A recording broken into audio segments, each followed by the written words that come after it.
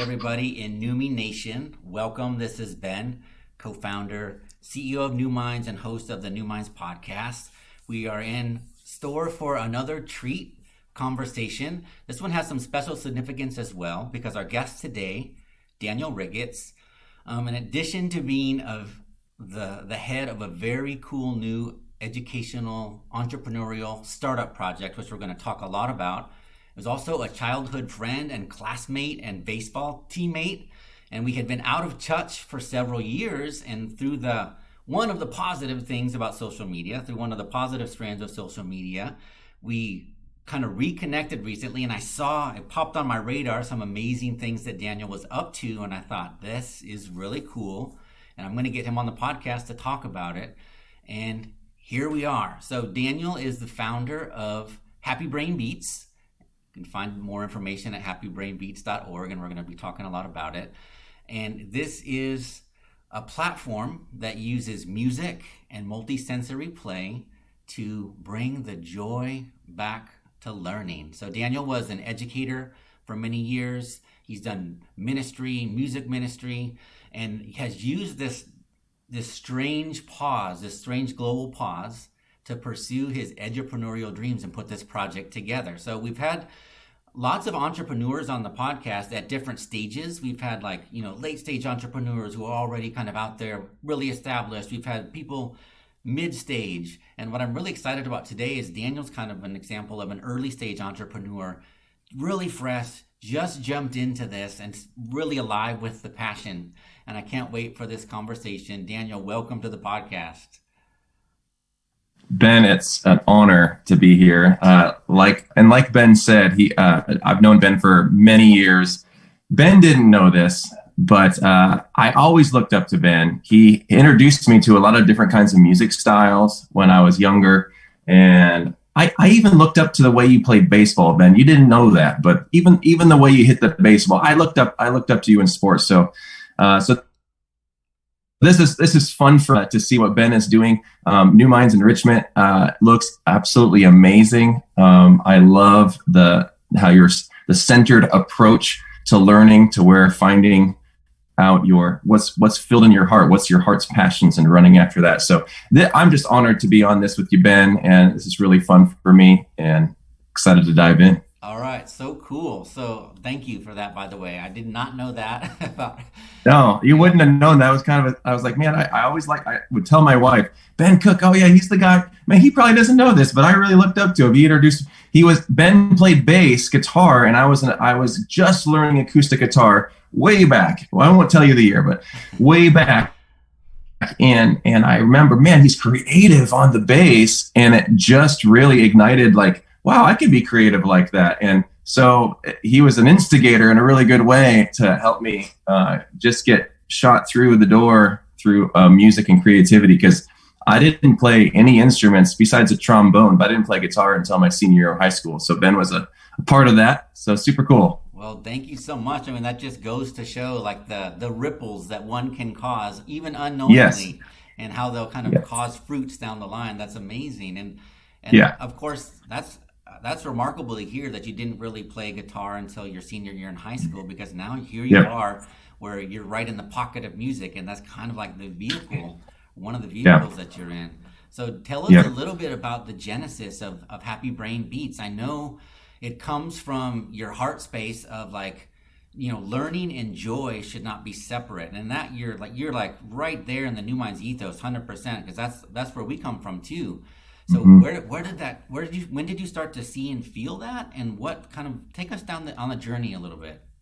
Yeah, definitely. So I was always a music junkie per se. Even when I was in grade school, I loved all different kinds of music, and but it wasn't until college. I was an elementary education major, and I remember when I had a student teaching experience at Goodrill Middle School in Des Moines, Iowa. And this was my first lesson that I needed to teach. And the teacher asked me to teach about helping verbs. And I was like, okay, great. We'll figure something out. And I just had this thought. I was like, man, I play guitar. I love guitar. And I didn't have any philosophy behind it or anything like that. I hadn't done any studies besides maybe a little in school at Iowa State. I was like, well, why don't I just put it to some music? And so it's just this little goofy song, have, has, had, do, does, did, may, might, must, should, could, would. And it's just all these helping verbs. And man, I got the guitar out. Number one, it was very new for them to see a male teacher, but it was also very new for them to see somebody with a guitar. So they were just dumbfounded, like a deer in the headlights. But once I started playing, I still remember what happened on their faces. Like they lit up, the whole class lit up. And from then on out, there was this connection that I had with the kids that I didn't have before. And they kind of treated me as their hero. I mean that in a humble way, but like they looked up to me, and there's this connection, and they wanted more music. And so it was just a beginning for me in that endeavor. And I was like, man, I need to actually take this more seriously, because I saw a point of connection that I never had before. And the biggest part about it was probably that I saw a number of kids that, when I was observing, when the other teacher was teaching, and then when I got up in front of the classroom, there was a few kids that were just kind of checked out. Well, those kids were the kids that were actually really involved, really excited. And I'm like, man, I got those kids. I got them. And that was probably the most rewarding thing. And so after student teaching, I got an amazing job at Gilbert Elementary School in Gilbert, Iowa. Gilbert's very close to Ames, Iowa. Iowa State University is very close to there. And I got a third grade job there. And so at this point, I was taking music way more seriously with the kids. And so I just began to I call it my clinical research, where I got to just experiment with the kids. What did they like? What turned their hearts on? What turned their minds on with music? And it got to the point where I realized that it was one cool thing was for me to write songs for them, but it was another whole big deal to actually have them write the songs with me. And so I realized that we would study ecosystems or biomes or whatever it was in science, and that was fine. Direct instruction is what it is, but it just wasn't working for me. I don't like just direct instruction. So I was like, okay, how can I get them involved? And one way we would do that is we would read about the ecosystems in the textbook, and then I'd just be in front of a chalkboard and say, hey, tell me, what's the main idea about this particular ecosystem? Where are they? Oh, they're outside. They're everywhere. They're over here and there.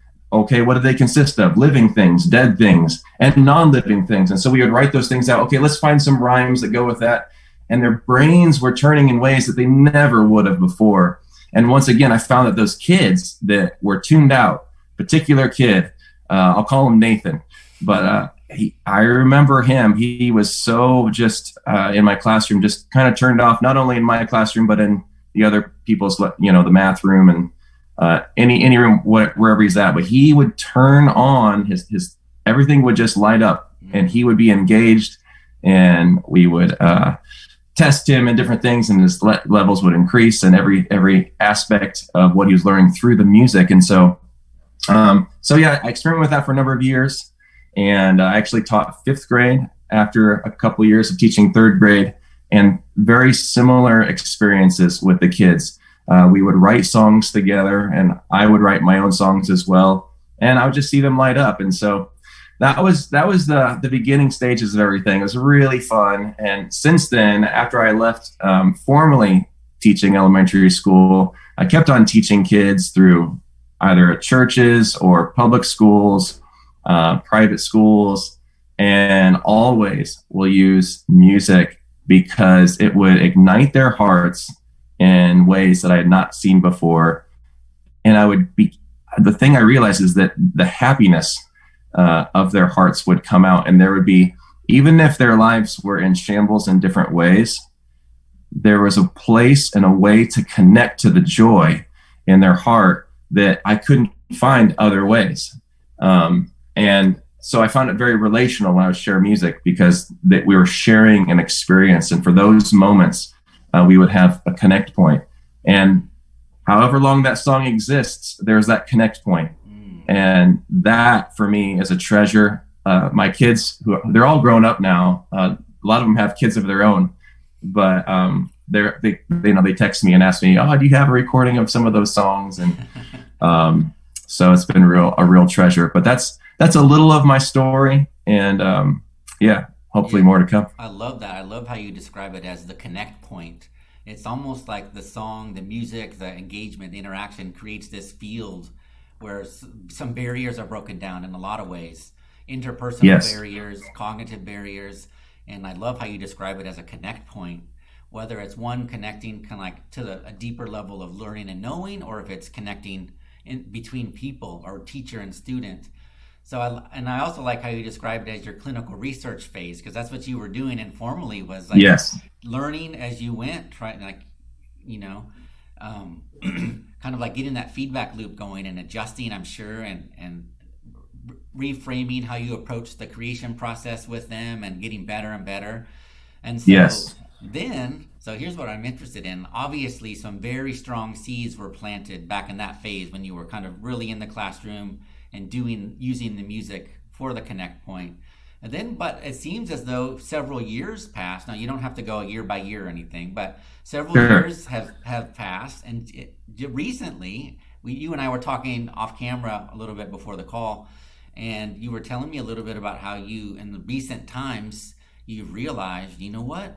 You kind of took that look inside and you said, like, maybe now's the time to do something bigger with this. Tell us about that moment. Yeah. So, I had left formal education for a long period of time and did other different kinds of work in ministry, and music was involved in a lot of different ways, but it was primarily with adults. But there's always, especially since my kids have been born, I have a 11-year-old and a 9-year-old. I've had opportunities to engage once again with classrooms and things like that. So a number of years ago, I remember leaving formal ministry and just realized, man, I have this burning passion to do things with kids. I remember having this conversation. I wanted to love kids, and I wanted to write music, and I wanted to connect with kids through music. And there's a number of other things I wanted to do, but those were some of the first things on my list. And I remember thinking, man, these are the passions in my heart, and I am going to regret it forever if I don't jump on these. And I knew, I was like, I'm still young. I've got many years, hopefully, of life to go, and where I've got a lot of strength. And so I just wanted to, it's like a now or never moment. I felt there's a fork in the road. Do I just get a job to pay the bills, or do I find something where the passion connects to something I can actually do, and maybe even have an entrepreneurial kind of situation? And so I decided to go that direction and started to write songs and brainstorm and talk to friends and who can I collaborate with. And so I have been making songs for a number of years, but it wasn't until COVID hit, this, as you said, it's a pause. The world is pausing, and a lot of people are out of jobs, and I wasn't able to work. Obviously, I couldn't be around a lot of people. A lot of it was through Zoom sessions, but it gave me a lot of free time. And so during this time, I was able to take this business very seriously, and it was a wonderful business launch. A friend of mine named Karen Shobin, who works with me, she is an educator as well, works for ATAP EDU. She works with kids learning how to read, and dyslexic kids, and what she calls 3D thinkers, people who think differently. And a bit, I saw your earlier podcast, the wonderful lady was talking about rainforest minds. She does some similar work, and so I've really enjoyed working with her. So for the last few months, we've just collaborated and finally jumped in completely to make a reading, writing, rapping toolkit. Yeah. And that is the first of many things, but that's kind of how it all started years ago. So you've taken that leap. What I want to do here is something I don't normally do on the podcast, but I want to share my screen, and I want to give people an idea, a real taste of what we're talking about here. Because it's one thing to talk about like music and learning, and people get the idea conceptually, but when you hear what you're doing, you understand it. And so I'm going to go ahead and do that.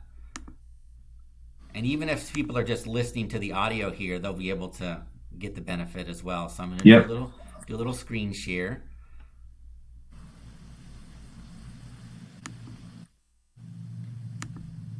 Okay, you can see my screen, Daniel? Yep. Okay, perfect. So happybrainbeats.org. This is the website. Give it a second to load here. We're asking my computer to do a lot of work right now. And so I want to ask you as it's loading here, the creation process for these videos. So Yes.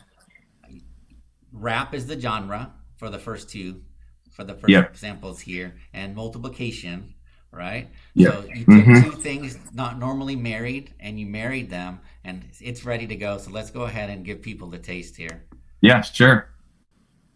Are you ready to multiply by 6? Are you ready for this? Are you ready to get down with the sixes? Multiplying by 6. Here we go. 6 times 1 is 6. Yeah, it's an easy fix, and it won't cause you fits. 6 times 2 is 12. Just learn your doubles well, and it will never fail.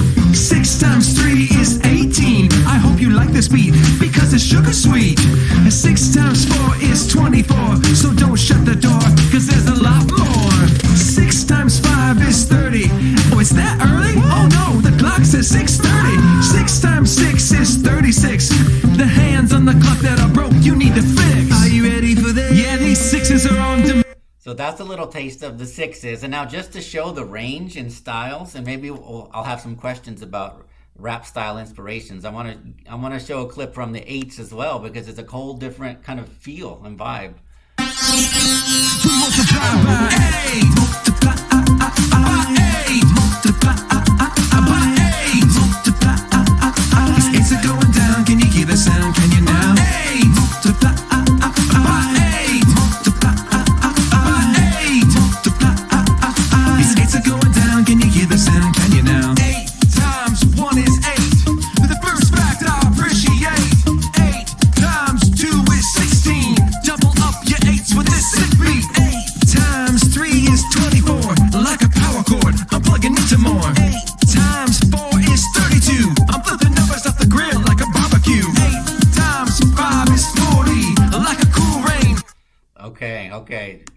Talk about joy. Every time I watch those, Daniel, I'm just smiling from ear to ear. I just love it. Even like the first sample I saw that you posted, maybe it was months ago. It seems like it was early in COVID when I think it was, you had posted some samples, and I saw that, and I was just smiling from ear to ear. And I didn't know that you were like tapping into joy intentionally, but that describes the emotion I was feeling, especially as someone who kind of knows and understands the power of music, and what it can do in a learning situation.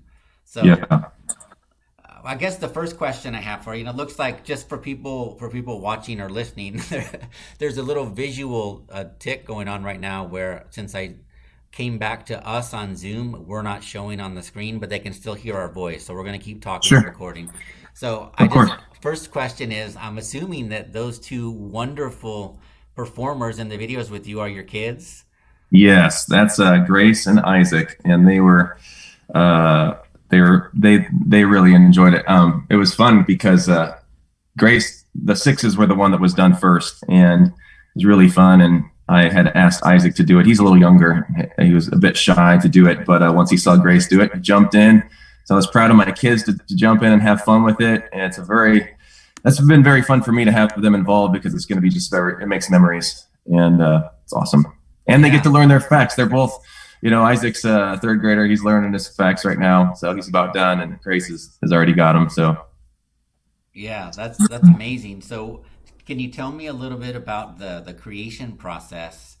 Like, I guess I have so many questions actually, but so all of the vocals is you? Yep. Mm-hmm. Okay. Awesome. Yeah. Some people thought it was my daughter. I was like, no, I kind of wish it was, but she's super creative. One day. Yeah, and then tell me a little bit. Now we're talking more creativity point of view about the rhymes, right? The rhymes and the lyrics, and what's the process? So you have for the multiplication tables, for example. Part of the structure is there for you, and you know that you have to fill in with the relevant rhymes, because you're doing so much there. You're not just creating a catchy rap, you're trying to create these memory touchstones for kids to actually remember the facts. So what's the Yes. process for coming up with those rhymes? Yeah, the rhymes, it's definitely has to be something that would realize that it's a bit abstract. Or not abstract, but concrete. Some of the things that I said are a bit abstract, where we're just saying like, "Yo, this is cool" or whatever. But like flipping numbers off the grill, like a barbecue, that kind of a thing. I know that it's something that they can see and they can tangibly grasp a hold. Oh yeah, flipping numbers off the grill, I can see that. And so I know that pictures, we imagine things, we associate, when we memorize things, we associate things with other things to help with that.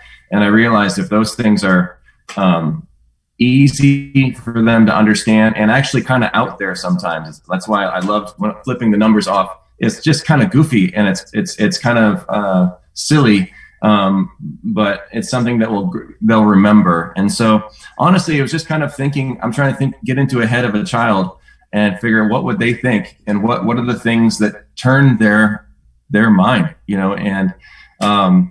I think the process is evolving for me as well, because in the more recent months, I've been entertaining a more thematic approach with those, telling a story amidst all of the facts. Maybe 7 times 1 is the beginning of the story and 7 times 12 is the end of the story. That takes a lot more work to figure out. So I've been going back and forth on what's necessary, what's needed, what's just the icing on the cake, that kind of a thing. But honestly, that's where the rhymes are coming from, is just more, I'm trying to paint pictures. And I know that painting a picture in somebody's brain is very important when they're learning things. And so and it also keeps them honestly just interested in the next fact. What's going to come up here? What's this going to be about? And so that's a bit of the creative process, at least on the rhymes. Yeah, I love that. And just to touch back really quickly on the narrative approach that you talked about, that you're moving towards and experimenting with, that ties into like memory methods and memory research and the concept of the memory palace. And I don't know if you've heard of Ron White. He's the former, I think, American memory champion. Like he goes to these memory tournaments and like they'll memorize entire randomly sorted decks of cards. And that's exactly what he says, is the way you do it is you tell a story and you tie a story by painting pictures. And instead of remembering, the cards themselves or numbers or facts, you're remembering the narrative, and we're wired to remember stories. So that's really fascinating that you brought that in. That's cool. And also more of a challenge to you as the songwriter, like you said. Yeah. So what about that? Yes. Man, there's which is great. Yeah. There's so much that went into this from a production level too. I mean, there's just the audio alone, I'm sure there was so much to learn and get together in terms of technology and processing and software. And then you have the video component too, to create the videos with the cool little effects added in and the editing. So how much of that have you just tackled yourself? How much have you outsourced? Yeah, I tackled it all myself this time. Really? It would be a dream of mine. Yeah, it was a crazy learning curve. Maybe for the last 7-8 years, I've learned about what we call a Logic Pro, which is the recording tools that I use for the audio. And so that's been an amazing journey. And I get to use that for all different kinds of music. And so that's actually the easier part, much easier. And the funny thing is the songs come very much more quickly than the video, and for obvious reasons. But it is a dream of mine to outsource the video part. The video has been fun. I enjoy it. It's just takes a lot of hours, and so I had to learn Final Cut Pro. It's all Mac software, and green screening with that Multiply by 6 song was a huge learning curve. And doing a green screen, to do it well, just takes some time. And actually, for the 8s, I decided not to use the green screen. I decided to go outside, and actually I love the realness. And so I don't know how much green screen I'll be doing in the future, just because I loved being outside. I loved being in different environments that were real, and I think people appreciate that. So it was a huge learning curve. Did it all myself. a dream of mine would be just to be able to hit the music hard and just be able to just spend hours on end, because that stuff happens more quickly. Because those songs that I wrote were written a long time ago, actually, the 6s and the 8s. I've added to them. So I'm just excited to write more and go from there. But if I do the video on my own, no problem. I enjoy it. It's been fun. Yeah. That's beautiful. So, early entrepreneur, you got to wear all the hats, and that's right. What you're experiencing. Yeah. So actually, I want to jump into some entrepreneurial discussion, but first, just some more stuff on the creative side. So as I kind of mentioned earlier, like both songs had like kind of represented or were modeled after different rap styles. Do you have direct inspirations for songs, or is it just kind of a general appreciation for rap and hip hop? Yeah, it's a general appreciation. I can think back from my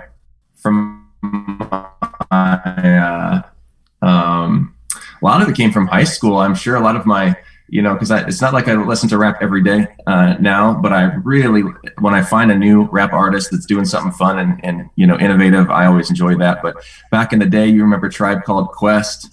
It was even Public Enemy. I remember way back in the day. Trying to think anybody else who was really, obviously there's guys like Eminem that were incredible, where I have a huge respect for him on the what we call near rhymes.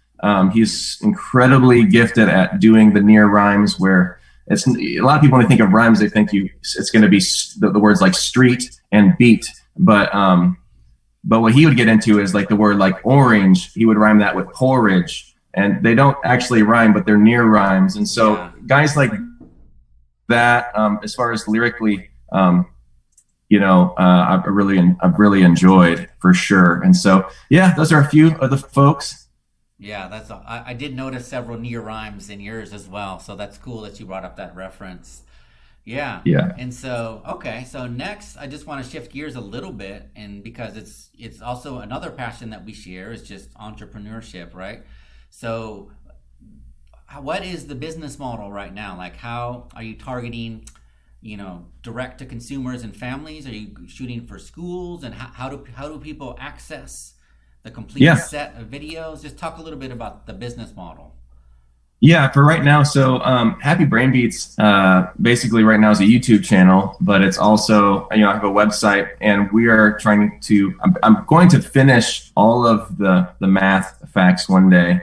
And we want to get that out as a resource. So it'll be a little more holistic than just songs. It'll be worksheets. It'll be things that you can do. And one of the huge groups of people that we really want to help with that are homeschool parents. And right now, obviously, there's millions of parents who are saying, how in the world do I homeschool my kids? And so we wanted to try to provide that as a resource to them here. We don't know how long this is going to go on for. So I'm excited to provide that. But going to our website, happybrainbeats.org, is a good starting point. One of the other places you can go just to check out one of the things we just finished is to go to rwrtoolkit.com. That is for kids who are just learning how to read. Obviously a lot of kids are learning how to read when they're in preschool, but there are some kids that are struggling with it when they're 12 years old, or, we've had kids who come from other countries and they don't know English at all. They're trying to learn how to read, but they need reading tools that aren't just geared towards preschoolers. And so we've created a toolkit where it's rap music, it's upbeat rap music, it's joyful, but it's not just for preschool kids. It's for kids who are older, and they're still going to feel honored as an older kid when they listen to it. And that was big for me. So those are two ways that we're really trying to get it out to homeschool parents, but also to teachers and schools, especially right now is a perfect time. If teachers are getting completely tired of trying to teach kids how to read through Zoom, it's a toolkit that you can send out to your kids and allow them to learn through it. And so, those are a few targets. So Daniel, is it is it a one-time purchase situation? Like, do I purchase the toolkit and then I get the whole set at once? Yep. Okay. Yeah, the toolkit is a one-time toolkit. Basically, the toolkit has. You want me to go into a little of that? What the toolkit's all about? Yeah, sure. Break it down a little bit. Yeah. So basically, the toolkit consists of 4 music videos, and those 4 music videos, I wrap every phonetic sound in the English language, and then each one of those songs are. We have a worksheet that goes with that song that correlates directly to that song. And so basically what happens is, like, if I have the worksheet right here, if I have it here, I'm going to turn the song. One thing you can do, you can just watch the music video. We encourage the kids to groove and dance to the beat, and just get identifying the phonetic sound to an image or a video. Most of them, each sound I've associated some kind of a video, whether it's C as in city, I'll show a picture of the city, or C as in cat, letters with only one sound, letters with more than one sound. But after they've watched the music video and they're ready to identify those phonetic sounds on a worksheet, they'll get the worksheet, they press play, and then I'm going to be wrapping each sound while they're finding it on the worksheet.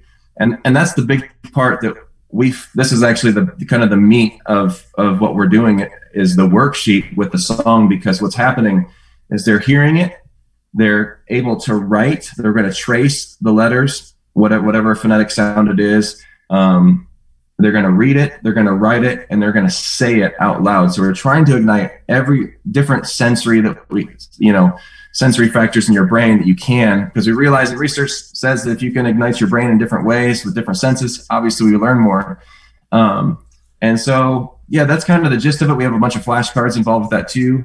But it's just a fun way to identify every sound. And phonics aren't the only answer to reading. You need other things, but man, to have those tools, it gives kids confidence to, when they look at a word that they've never heard before, they've got the tools of what the letter M sounds like, or if they see an O together, what that sounds like, or an OE or OUGH. I mean, it gets very complex, and the toolkit goes from simple to complex, and which is very inviting, because I think it could be overwhelming for kids if they just went into OUGH right away, So, yeah. But yeah, that's a little about the toolkit. So the toolkit focuses on the phonics, like you said, and Yep. That's one thing. But the multiplication tables, how do people access that?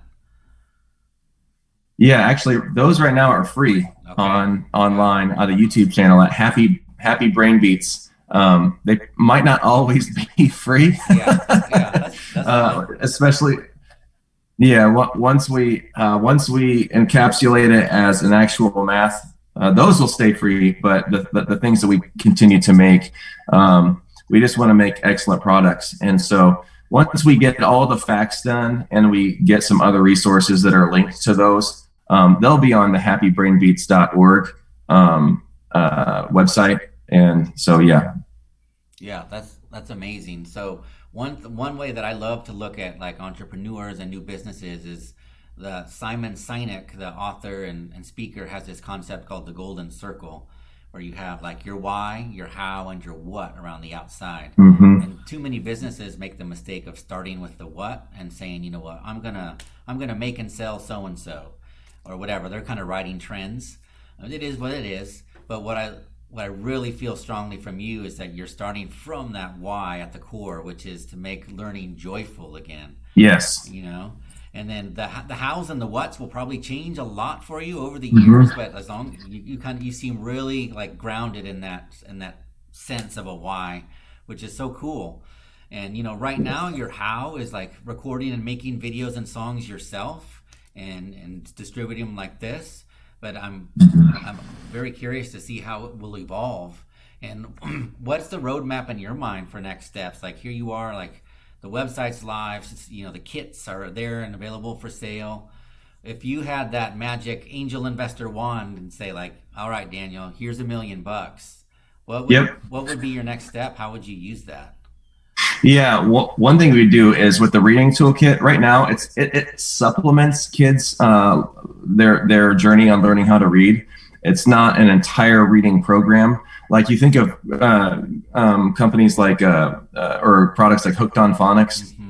I never used that as a child, but it's still around. It's been around for I think 30, 40 years now, maybe longer actually.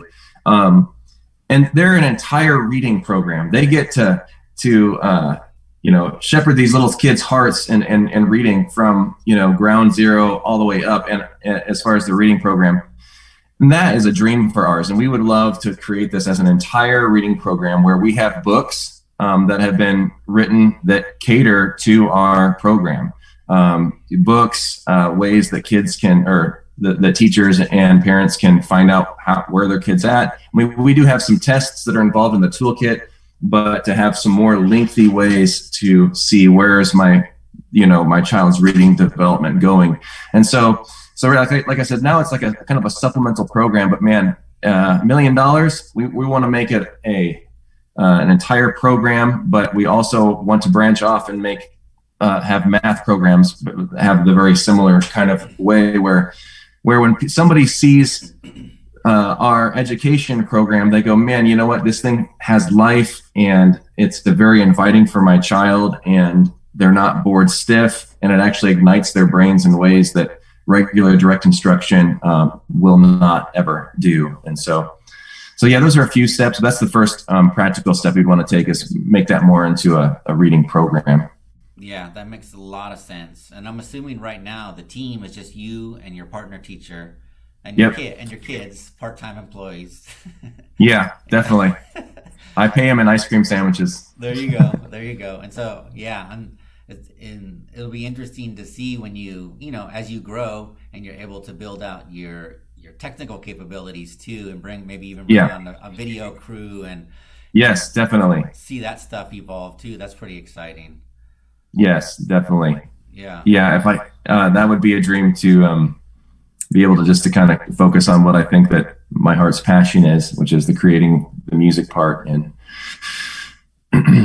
yeah, that's amazing. All right, so like we said, people can find you at happybrainbeats.org. And are you out on the socials yet? I think you're on Facebook, right? Yep, on Facebook, but not any of the others. So I need to get on Instagram, Twitter, all those. All the stuff, right? Yeah, and there's new ones that I don't know of yet, so exactly. I need to jump in. I know. I would think maybe with your kind of with the musical and visual component of what you're doing, maybe even TikTok would be a good choice. Yes. Yeah. Yes. To give people that little sample taste, like I was saying, like once you actually see it, it's like wow. It's like there's something just magical about it. Oh, well, I appreciate that. Yeah. So it's been a true honor to have you on, both as an old friend as an innovative entrepreneur and edupreneur. And we'll be definitely keeping in touch and watching Happy Brain Beats evolve. And I'm several months from now, at some point, I think you're going to be back on the show, and the conversation will be much different because you'll have expanded and evolved in exciting ways. Yeah. Well, it's been a huge honor to be here with you, Ben. And like I said, you've inspired me back when I was a high school kid, and you're continuing to inspire me. So I love what you're doing, and just thanks for having me on and share a little of my heart, what I'm doing. Absolutely. Thanks, Daniel. And yeah, I love that. Okay, well, have a good one. We'll take care, and we'll talk soon. Okay, sounds good. Thanks. I'll see ya. Okay. Bye-bye.